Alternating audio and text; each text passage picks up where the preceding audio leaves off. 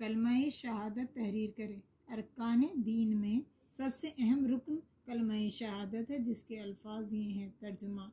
मैं गवाही देता हूँ कि अल्लाह के सिवा कोई माबूद नहीं, वो यकता है, उसका कोई शरीक नहीं। और मैं इस बात की भी गवाही देता हूँ कि मोहम्मद सल्लल्लाहु अलैहि वसल्लम उसके बंदे और उसके आखिरी रसूल हैं।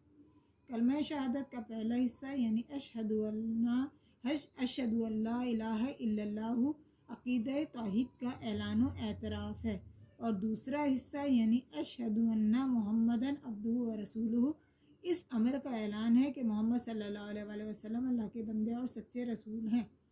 नमाज की तारीफ़ और इक़साम बयान करें।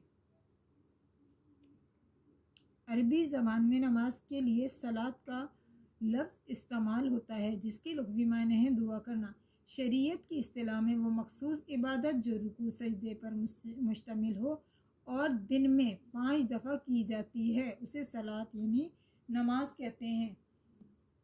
कुरान पाक और अहादीस मुबारका में जा बजा नमाज कायम करने की तलकीन की गई है। चुनांचे इरशाद बारी ताला है, और नमाज कायम करो और ज़कात अदा करो। सूरह बकरा। हुज़ूर अकरम सल्लल्लाहु अलैहि वसल्लम का इरशाद है, नमाज दीन का सुतून है। नमाज की फ़र्जियत। नबूवत के 10वें साल हिजरत से तकरीबन 3 साल पहले मेराज नबी के मौके पर नमाज फ़र्ज़ हुई। इब्तिदा 50 नमाज़ें फ़र्ज़ हुई थी। इब्तिदा में 50 नमाज़ें फ़र्ज़ हुई थी, फिर कम होते होते 5 हो गईं।